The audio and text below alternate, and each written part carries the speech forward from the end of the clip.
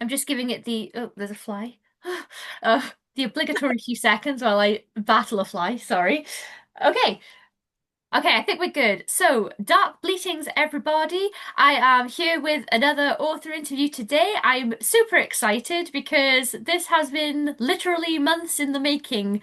I have Lydia Prime, who is the an author of many works. One of my favorites is a collection co-written with Jill Girardi called We're Not Ourselves Today, and that's where I think I first discovered you. So, welcome, Lydia. Thanks for being here. Well, thank you for having me. I'm super excited. You Yes. know, So for people listening and watching, Lydia and I first discussed talking on the 8th of December. I went back and it has taken us this long because life kept throwing curveballs at each of us and we had to cancel and reschedule in each other so many times. So I'm super excited that we're finally here. I think we had the plague a couple of times too. It was pretty nuts, Yeah. just some crazy cursed bullshit. Oh yeah, yeah. All manner of things, and I'm sure that us actually getting together today is bringing about some stage of the apocalypse, is what I think is happening. But that's kind of fitting, so that's Yes, okay. that's our jam. Yeah. I dig it.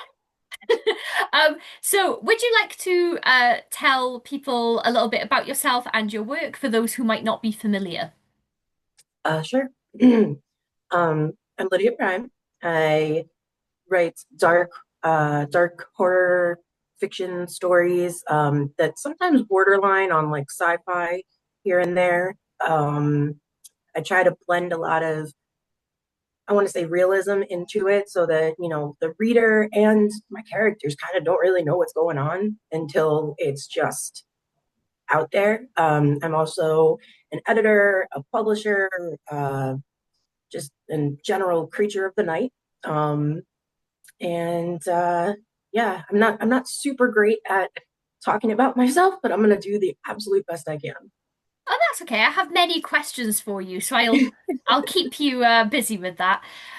So I would love to start with a short story called The Letter, which is one of my favorite short stories that I've ever read, and it's hard because the thing I like the most about it is the ending, and I don't want to spoil it for people. So can. we're going to try to avoid spoilers, but if it happens, it happens. So yes, this short story I was raving about when I first read the collection because it was so dark, but so funny, but you don't expect it to become funny at any point, and you can't imagine how it possibly could. For those who pick it up after this interview, you'll think that I'm demented for saying that as you're reading it, but just trust me. Um, and yes, something that I really loved about your writing there is that your characters are very natural, even when you're dealing with like supernatural stuff. So the horror is very intense because this is about a pregnant lady and something turns up wanting her to be pregnant no more. So it's it's really horrifying. And then sorry, there is a demon swarming around me Under right now. attack. Under attack. I am under attack. So yeah, the I have to know about the conception of this story if it just sort of came to you in one go, or if you had the ending in mind when you started it. Um, to be honest, I didn't. When I first wrote that story, the ending was a little bit different. Jill actually had me change a couple of things because she was like, hey, this is kind of much. You gotta chill. So I had to go back and fix some things. But I I do think the overall kind of hook, Hmm. if you will, like to not do a spoiler, I think that was part of it from inception. Hmm. Um, a lot of times my victims are uh, me, actually, Hmm. which is crazy to say that, but I realized that while writing that story and Hazel Hill, Hmm. and I went through I don't want to say a similar situation as Hmm. Emily because very much different, Yes, we would but hope so. but like her pain was my pain, and certain things that were going on very much mirrored a very real situation for me. Hmm. So it was just like one of those things that just came out of my brain to, I guess, I don't know if cope is the right word, but Hmm. you know, that's how that happened. I think, yeah, I think writing is a really therapeutic way to get stuff out, and you don't know that you're doing it half the time. I I quite know. often read in reviews of my own stuff where people are like, "Oh, yeah, I know the author, and I think that this story is actually about this from her life." And I'm like, "Do you know? I think it was, but at the time when I was writing it, I didn't know." It's just sort of like, Yeah, but it, it's yeah, just one of those things. It just comes like right out of the subconscious, and then you're like, wow, okay, yeah, I think I did do that. Oops. yeah, sometimes I finish writing a story and I'm like, I don't know why, but I feel heavy in my soul. And then a few days later, I'm like, I feel uplifted. Like something's Yeah, happened. And they're like, oh, right, I it's like passed. a soul cleanse. What do they call that? Like a karma cleanse or something. I don't know. Yeah, it's like a purge. Like pass it on to everybody else to reap instead. Definitely, definitely. Yeah, your humor in your horror as well, because when I hesitate to say comedy horror when I'm describing stories or films or whatever, because I think when you say comedy horror or horror comedy, some people get turned off because they think of things like Scary Movie, where it's like a spoof kind of thing, whereas My like first thought too. Yeah, yeah, it's just one of whereas those associations. yeah, but like it's just like it's not like comedy as in like oh we outrageously poking fun at a thing. It's just I think the your humor it comes from a really human place, so it's like quite subtle. But it cracks me up. I it's right up my street. I was like the letter was like the first one, and I was like you absolutely nailed the balance because you didn't go too because you could have made it Yeah. parody by if you'd wanted to, but you didn't go too far with it, which I really appreciated your restraint because the horror was still there, but I was still chuckling. I in my real life, I'm very, I don't want to say humorous and talk myself up like Mhm. some kind of comedian or something, but my general go-to to responding to most situations is humor or to crack a joke. Mhm. So, when there's a deep situation or something that like really requires levity to get through it, I am for sure the first person to do that. Mhm. Um, I've always kind of been on the dark side of things, so my humor tends to point that way. Yeah. Um, so that's kind of how that came about with like just throwing it in because I can't not. It's Mhm. just part of my personality and it just comes out everywhere. Well, I think that that's good though because it's coming. I think that that's why the things that are funny in your work are so funny is because it's coming from a very sincere place as opposed to somebody trying to be funny, if Yeah, that makes sense. Um and yes, I share that kind of dark humor. There are certain situations I avoid because my instinct, if people are sad, is to crack a joke, and it's usually a dark joke. And for example, doesn't go over well at funerals. Um, so I I mostly live like a hermit. kind of do too, to be honest. I mean, even like even in my day job, I work from home. So I Me just too. kind of I just stay in. Oh yay! I just kind of stay inside and avoid people because I don't know. I just do. I don't Mhm. have a problem with people. I'm just like, you know, I'm there, you're there. How's it Mhm. going? But Yeah. And yeah, I find if you're communicating with people, from home where you're a bit more relaxed and you're writing okay. a bit more or something, then you can think more about what you say instead of these impulsive little intrusive slips.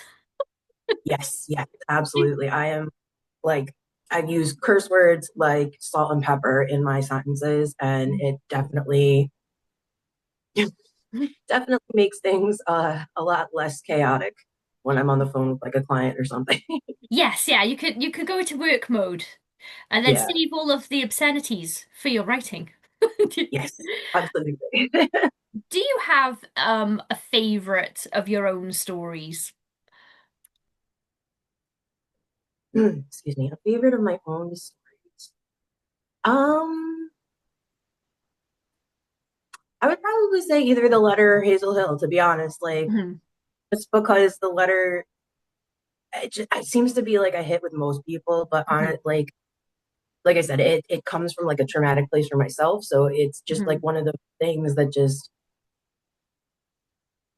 I like the way it played out. mhm, mhm, Now, kind of messed up when you know the story, but like it just is. I don't want to say cavalier or like mhm, but I think that that's probably my one of my tops. And then Hazel Hill because I didn't know where it was going. It actually started as a like a backwards Little Mermaid story, mhm, like a deep sea fish wanting to be uh, a human wanting to be a deep sea fish. mhm, That's mhm, what started, and it just completely went in a totally other direction. So I also really like I'm a recovering addict, mhm. for and I really like incorporating that kind of stuff into stories too. So it's just one of those things.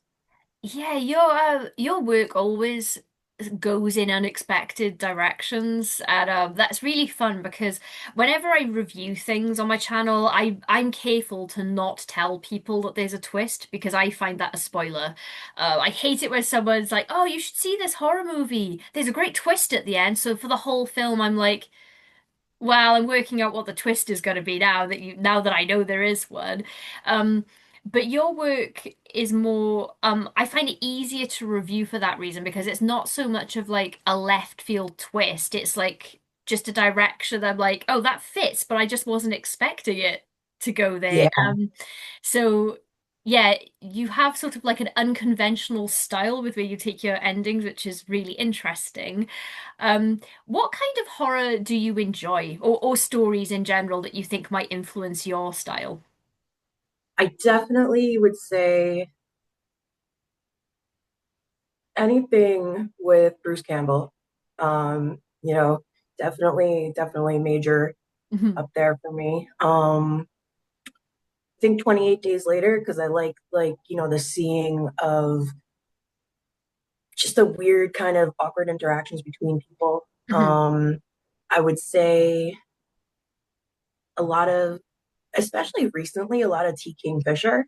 mhm, Um, mhm, she is just super great at that, like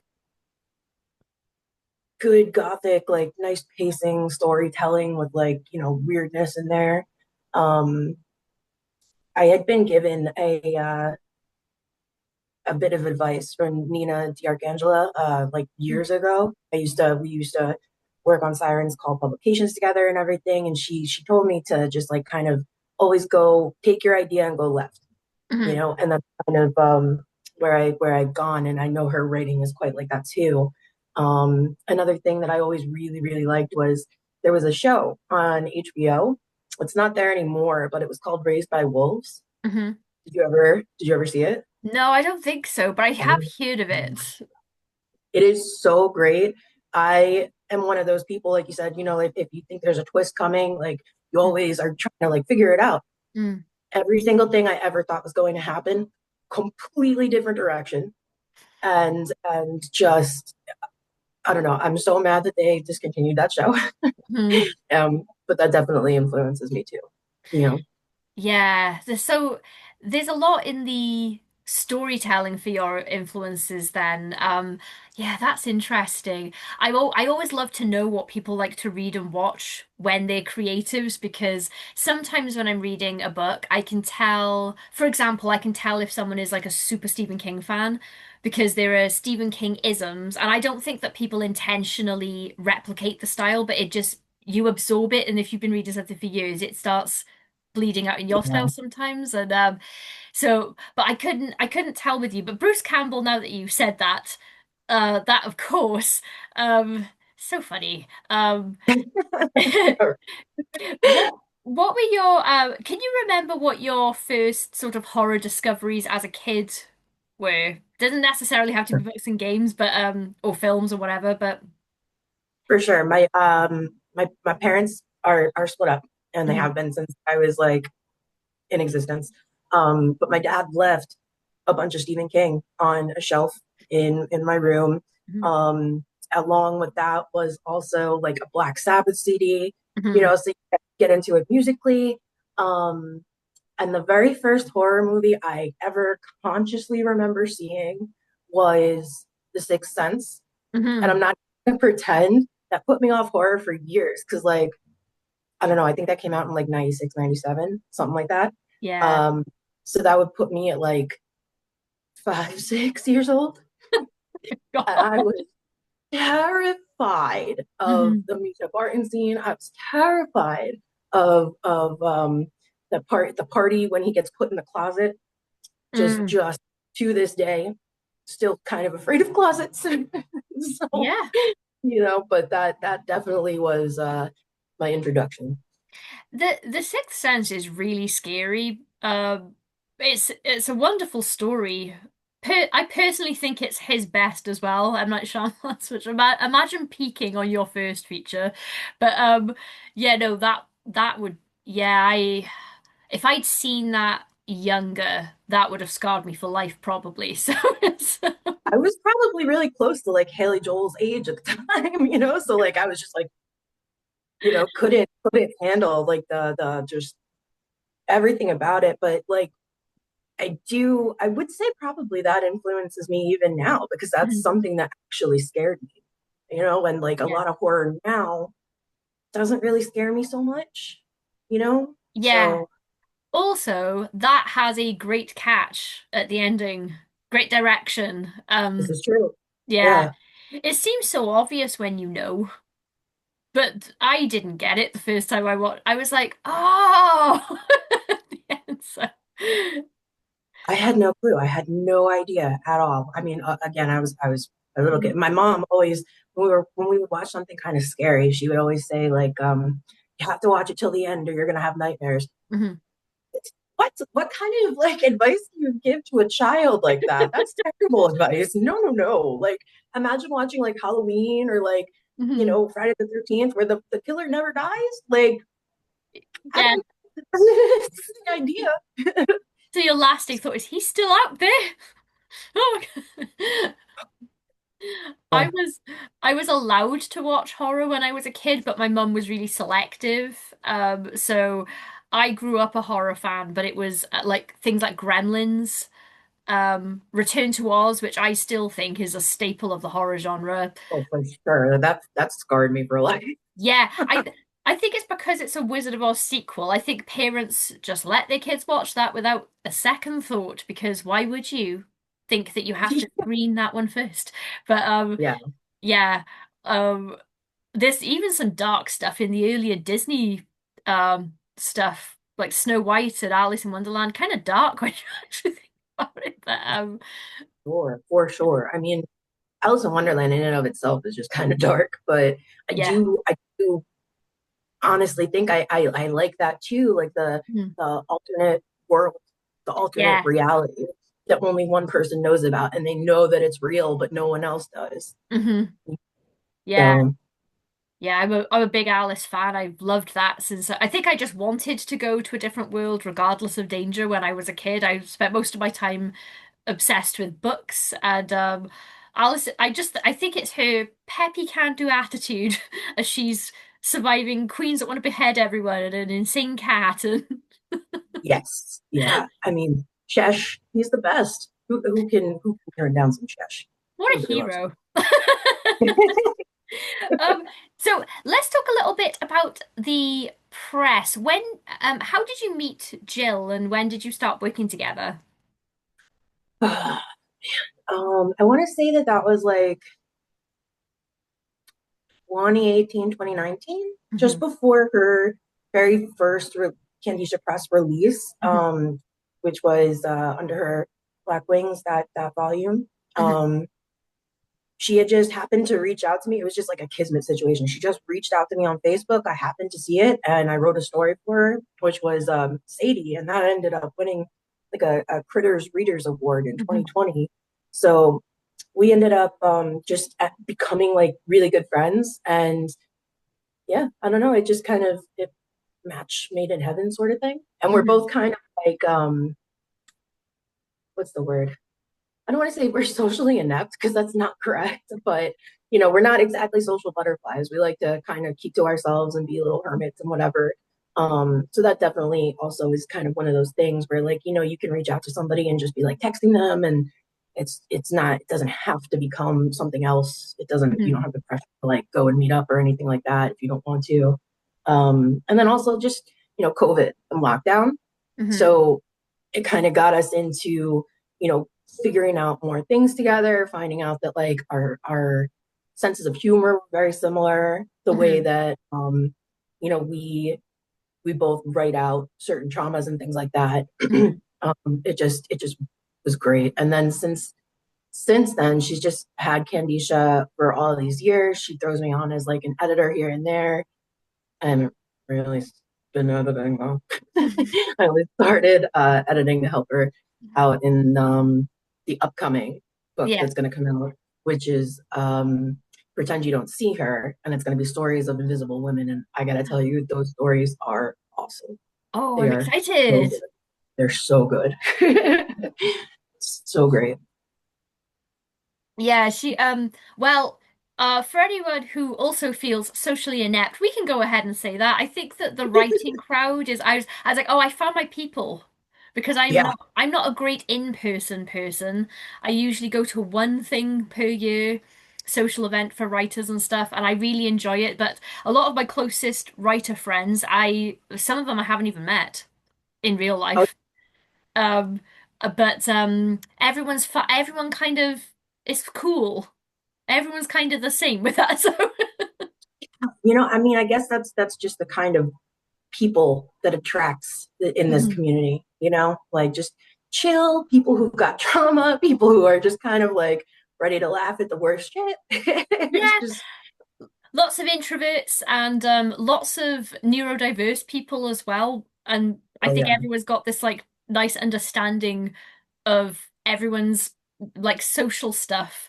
Like people can kind of tell. I usually stay at a con, the hotel the con is in if I go to a convention, so that I can escape to my room for 10 minutes at a time. If I all of a sudden I'll be like, I'm burned out. I can't talk to anyone else for a minute. Like even I though I'm having a stayed great time. I stayed being a smoker for years just because it affords you that ability to walk out of a building and away from everybody. Yeah. And most people don't want to be around the smoke, so they're just like, we'll just leave her, she can go. And I'd just be standing out there for like an hour by myself, whether I was smoking a cigarette or not. It just was like an easy out, but no Yeah. longer smoke. Gotta steal your con idea there. Yeah, just to have a little the UK cons have started introducing like I can't remember what they're calling it, but it's basically just like a quiet room where you can go and sit for people who just need some decompression time. And I was like, that is such a good idea because in-person events can be so intense. Yeah. Um, but yeah, no, I think we're all friends and everyone will understand any sort of like social weirdness. Everyone's, everyone's kind of on board and like happy with it. So Yes. I don't know why I'm thumbs upping. I've got socially awkward as I'm saying it. Yes, and very quickly would advise people to also check out Jill's work while we're talking about Jill. She's lovely. I did message her as well and tried to sway her to come on for an interview, but she was like, I'm a bit shy. So I was like, that's fine. That's absolutely fine. I'll Yeah. just promote you in print instead of forcing you onto a video. Oh, Um, oh, Joe. yeah, I love the your work put together so sincerely. Oh, We're Not Ourselves Today is one of my favorite collections, and I was so delighted to get it and read it. And so it alternates between you and Jill take turns in the lineup for the stories. And I thought like you've definitely got stuff in common, but you've both got your own unique writing styles that bounce really well off each other for the especially to put in a book together like that.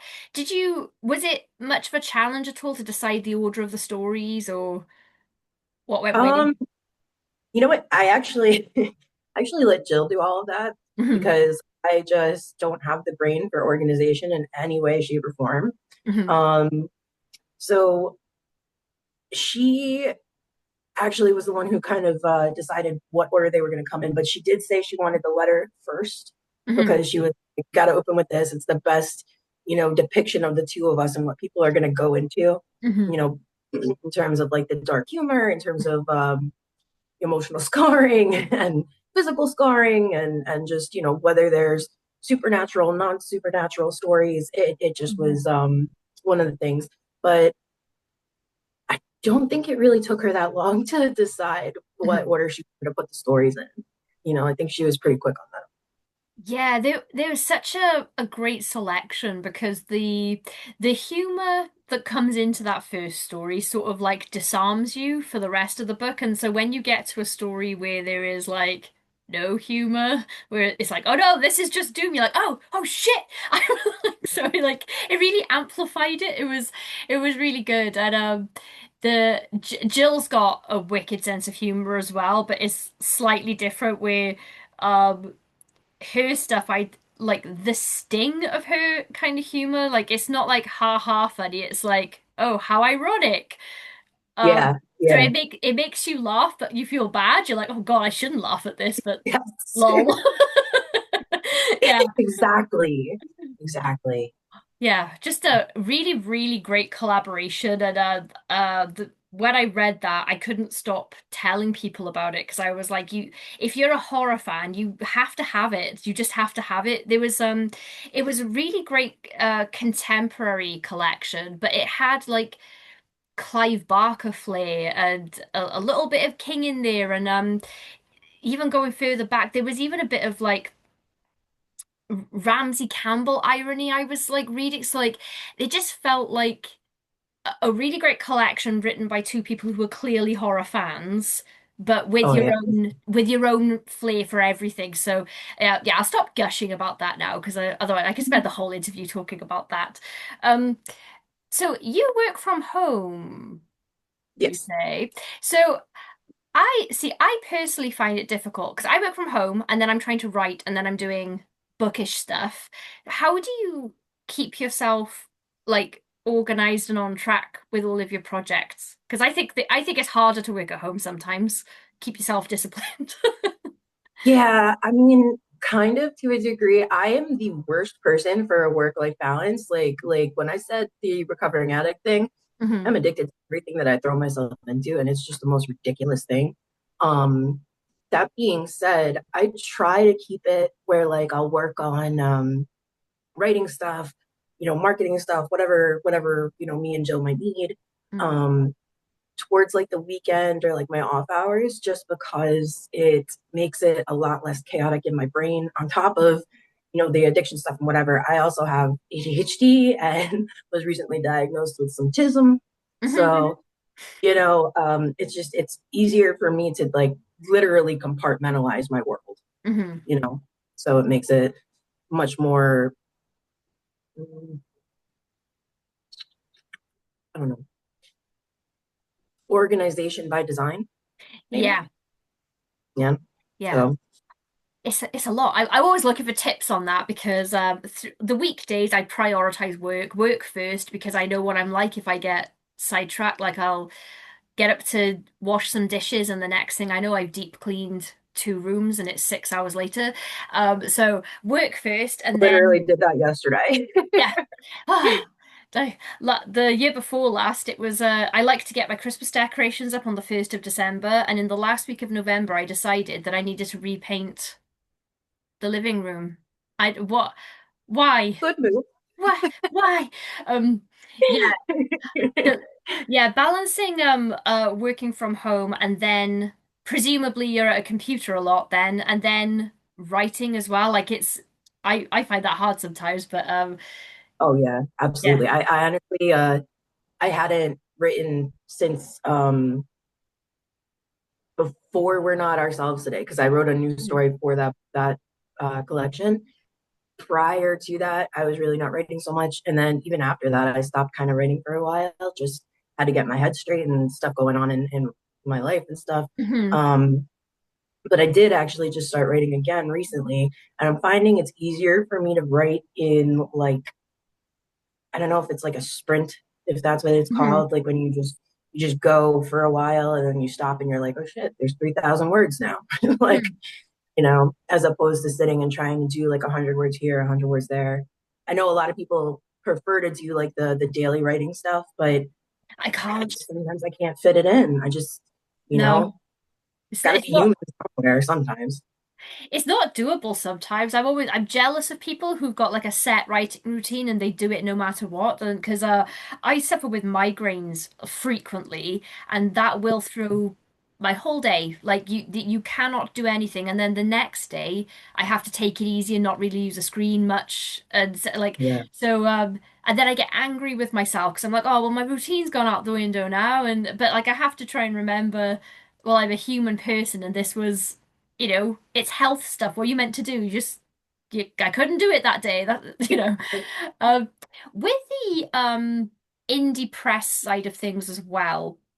How would you say, generally speaking, your time is divided between working on stories and then having to think about marketing?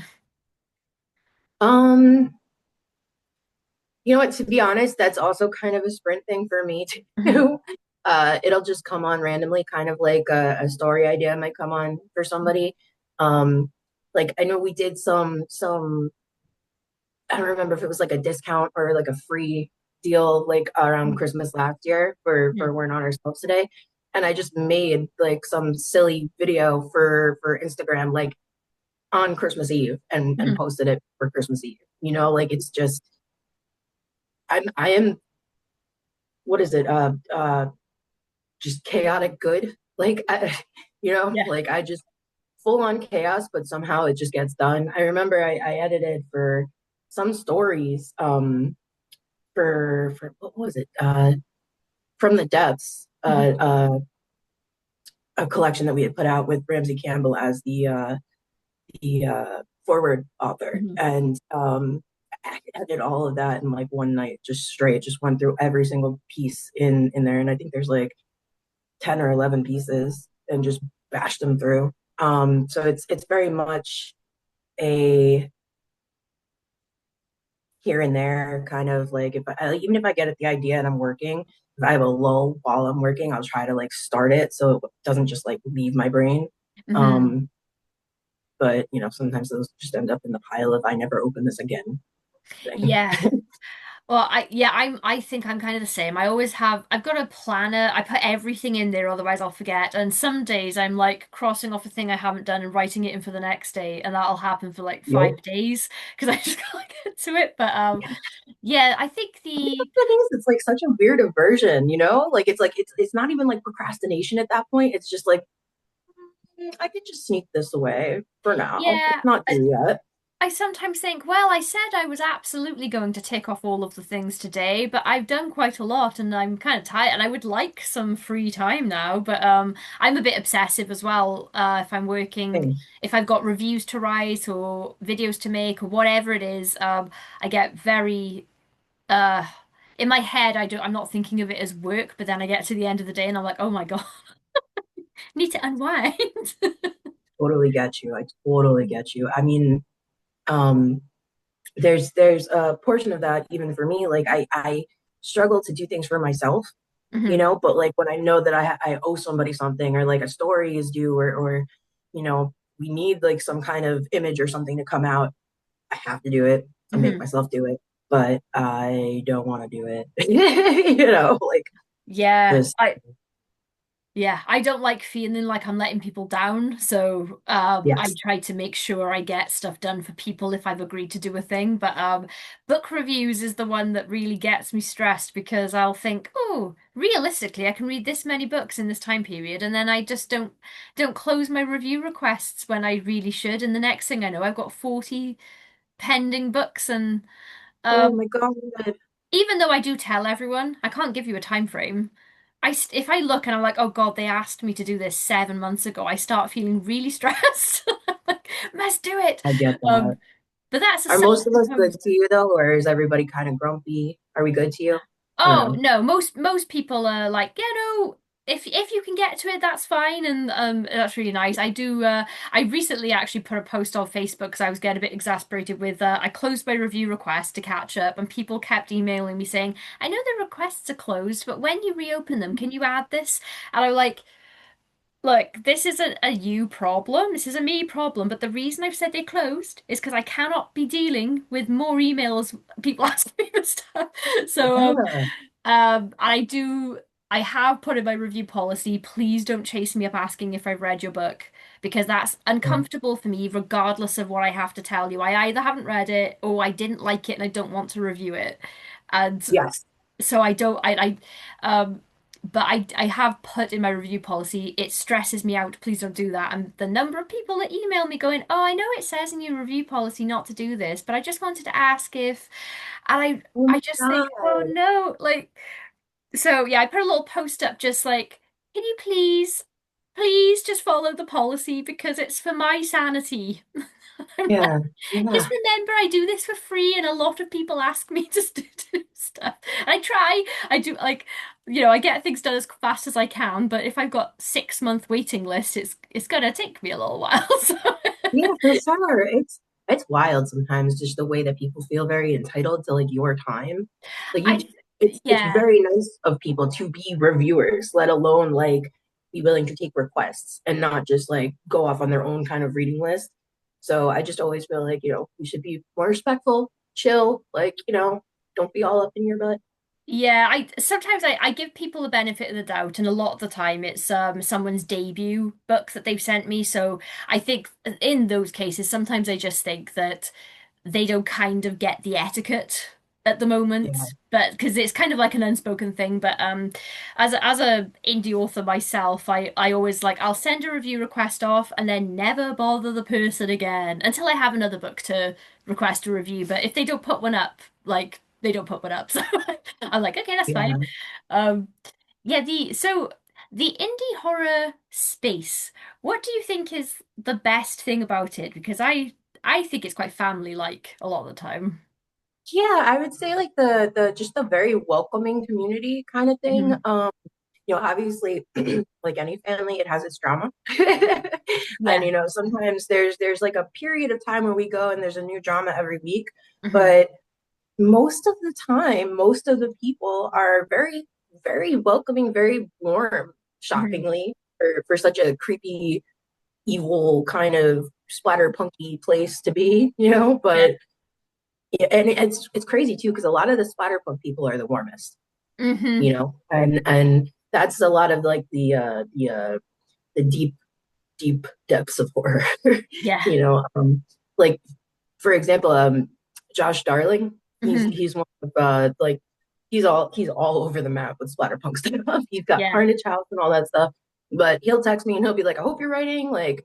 I got you, whatever you need, blah, blah, blah. Always got my back. And I do think that a lot of the community is like that. Hmm.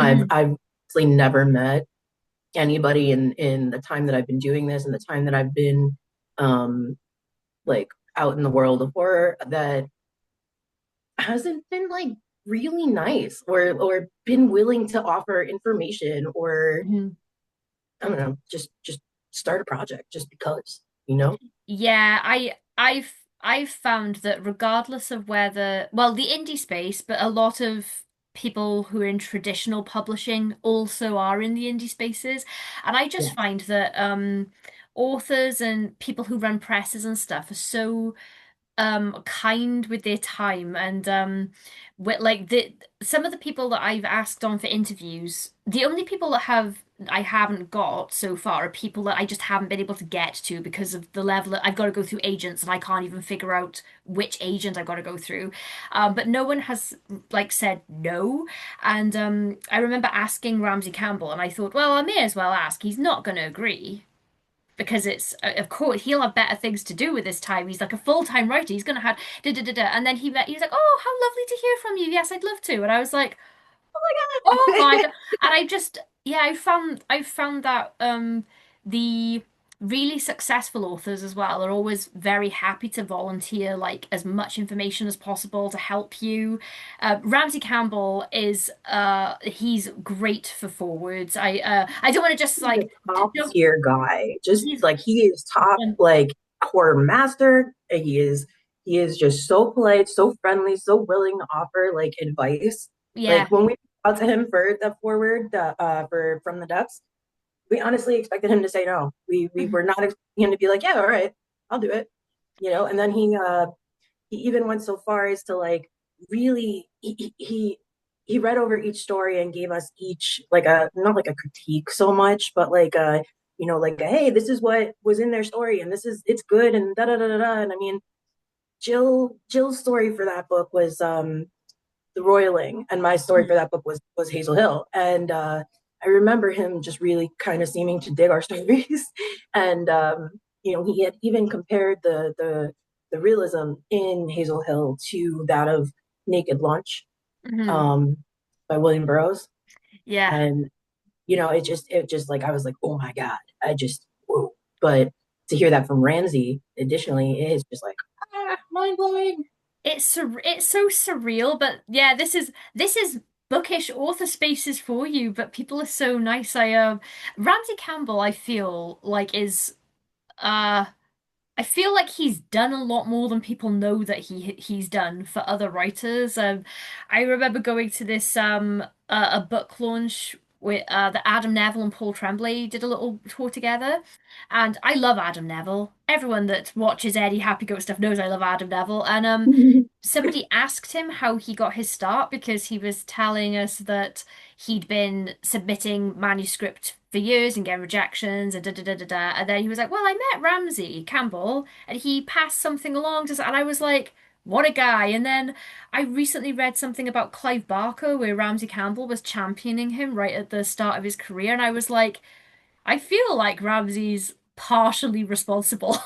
Like, I like think he's got to be like the horror community's like Godfather, Godmother. What is it? Fairy Godfather. yeah, Like he's he just he appears in your darkest moments and champions you right into the top tier with him. You he's know. fabulous. He at FantasyCon last year, he won an award. It's basically a lifetime achievement award, like contribution to horror, but I think they call it the Carl Wagner Award. And he had a standing ovation. He didn't know that he was getting the award, so they'd asked him to present one of the awards to make sure that he was going to be in the I room. know. And it was a surprise, and he had the standing ovation that just went on for so long, but nobody wanted to stop clapping, and he was like, "You're all right, shut up." He was so funny, and the first thing he Um, said was, "You bastards," because he was just so surprised. Like it was really, yeah, so he's a lovely great. person. Um, but yeah, so yes, I think I would die a little bit if somebody of Ramsay's caliber gave me notes on a story and really liked it. I'd, you know that Dude, you're on the right track. we were all dying. Every single one of us. We were like, oh my god, oh my god, oh my god. So Do you have an author, indie or traditionally published, that would be like a dream collaboration for you on a project that you haven't got to work with yet? um that's a hard question because honestly, I don't know. Because I have worked with quite a few people. Just Mhm.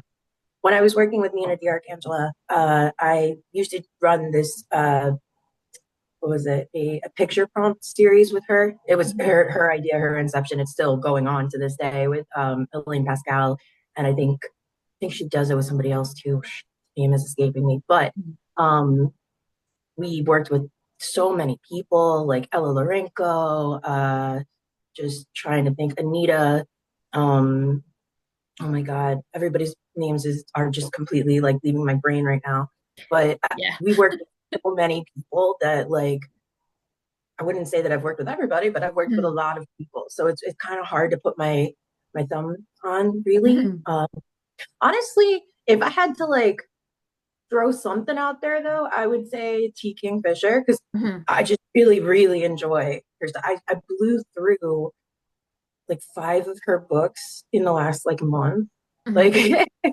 like I read the Twisted Ones, the Hollow Places, What Moves the Dead, What Feasts at Night, House with Good Bones. I think there was one more, and I'm desperately waiting for What Stalks the Deep to come out. So Yeah. I think she'd probably be, on there for me. Yeah, she's everywhere right now. No matter what you're on the internet, you're gonna if you're in a bookish area, you're gonna see T. Kingfisher coming up over and over again for good reason Oh too. yeah, yeah, for sure, for sure. What are you are you currently working on something, or have you recently released something that you might want I'm to talk about? I'm currently working on. I think I've talked about this when it was just like Inception kind of situation for a while, but there is a story that's been living in my brain for I want to say probably since the pandemic, and I just couldn't get it out. Um, but I wrote a couple thousand words for it in the last couple of weeks, and it is definitely an interesting one. The character's name is Ophelia. She has got a mental illness, and that's common with my characters. Um, she is to put her in the loosest perspective, a sort of like Disney princess in the horror genre. Mhm. And instead of having like a Jiminy Cricket, she has a maggot that lives in her eye. Oh, Yeah, sounds good, right? Um, yeah. I can't wait to read it. but it's full of so far. It's been full of my more dark humor, my kind of like commentary on having gone through the system and stuff Hmm. like that, and just struggling to just get through the day when you're just fighting your own brain. Hmm. It's one of those pieces, and it's definitely become something that's going to be very long. So I think it'll probably be the first like novel novella thingy of Hmm. my own. So that's what I'm working on. Yeah. Cool. Yeah, that was gonna be my next question is if we might see like some longer works from you out in the wild at some point. But that sounds great. Be sure to send it to me when you have when it's Oh, ready I for definitely will. ARC. Um, Absolutely will. are there any topics or like any subject matter that you would not touch in your own writing? um Probably the taboos, the general taboos that I think most people have, unless they're like more splatterpunky. You know, Hmm. you know, Hmm. again, I'm picking up what Yeah, I'm yeah, laying down. yeah. Like stuff involving children and animals and stuff. I almost didn't finish a book the other day because they killed a cat. You Oh, know, I can't so stand that. yes, yes. Okay, I thought I was crazy. I can't do it. I can't abide. That's just some stuff I can't abide. I mean, I don't care. Kill the kids, like whatever. But Yeah, you but know, cats. dogs, I don't want them to die, but also like I don't want to see like the sexual abuse of people either. I kind Yeah, of stay away from that too, no matter how old they are. But yeah. I do edit that stuff for other people without abandon. I just would not do that myself. Can't Yeah, can't I hide it. I'm in that I don't think that I'm ever going to torture or kill an animal in one of my stories. I just can't do it. Um No. No.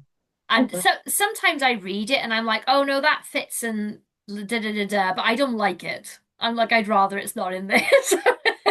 It fully made sense for the story. It's not like it just came out of like, nowhere and was just like, bro, what the fuck are you doing? But like, oh, I'm Yeah. sorry. I don't know if I'm allowed to curse, Yeah, but no, I you're keep fine. cursing. You're fine.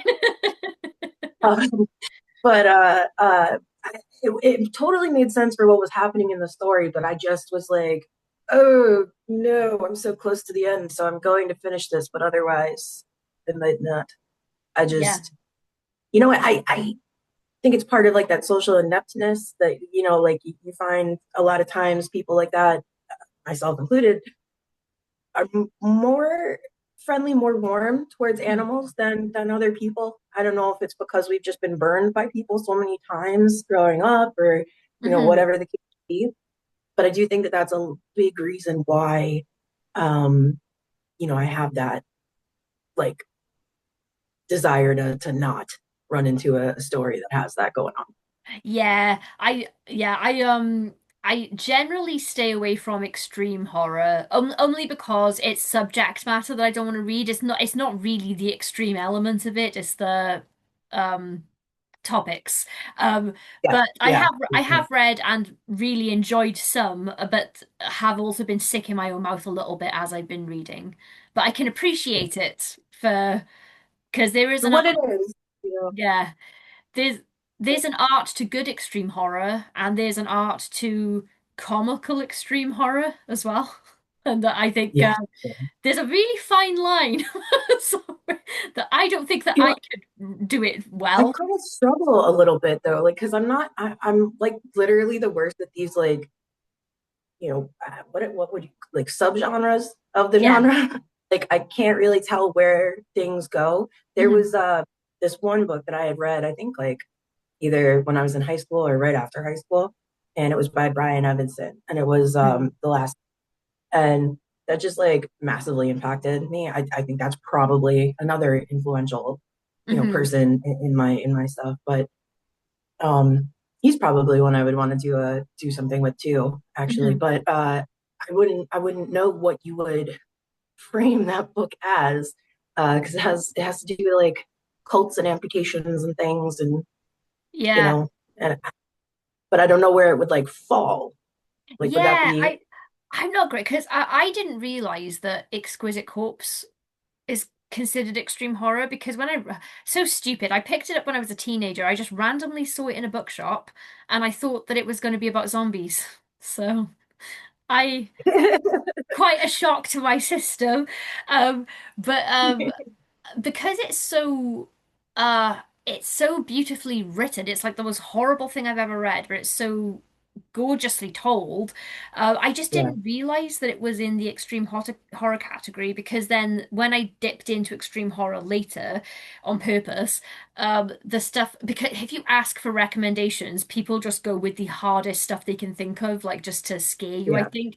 And so because it was so exploitative. I didn't even realize that these were like the same subgenre.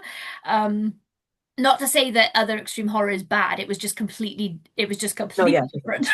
So, so sure. yeah, I have trouble knowing where things fit sometimes. That's why on my site I'm like, if your story can be considered reasonably considered horror in any way, I will review it because I don't know what the cutoff is. I mean, hey, if you're down with it, go for Yeah. it. If you can stomach it, Okay, so the last thing I would like to ask you, and I'll put links in the description as always for people so that they can find you, find your work and everything. Um, is there a piece of work of yours that you think is a good starting place for people who might not have read you before? Good start place. I mean, honestly, probably the letter. Like you saw, even for yourself, like it just really not only introduces you to my writing, but introduces you to me because it's Mhm. very like I think you can tell even in having like this conversation with me in our couple of texts, Mhm. it's been very jovial but like serious and just kind of willing to get dark and deep and Mhm. whatever. Um, that's probably a good one, and it's relatively short. It's not a particularly long short story, so it's short and sweet and to the Yes. point. Yes, I agree. I wholeheartedly recommend that and the entire collection. I don't know if I've mentioned that before, but the whole Oh collection. no, no, I have no idea. Um, Thank you so much for being here. I'm so happy that it finally aligned and we got to Yes, yes. get together to have this chat. Um, And maybe I'll probably start trying to plan it in now, but when you have your next release, we'd love to have you back so we could talk about a new book release as well. Okay, So awesome. I'd love to come back. I love hanging out with you. yes, me, I love hanging out with you. I'm so happy it's finally happened. And yes, I know you haven't finished the current work in progress, but we should probably just try and lock down a date now so that when it Yeah. inevitably goes wrong, we can just keep like rescheduling. Sounds Um, perfect. Okay, so everyone, be sure to check out Lydia. Again, links in the description. Thank you once more for being here. And we will sign off with a little goatee usual sign off of bleed. Beats.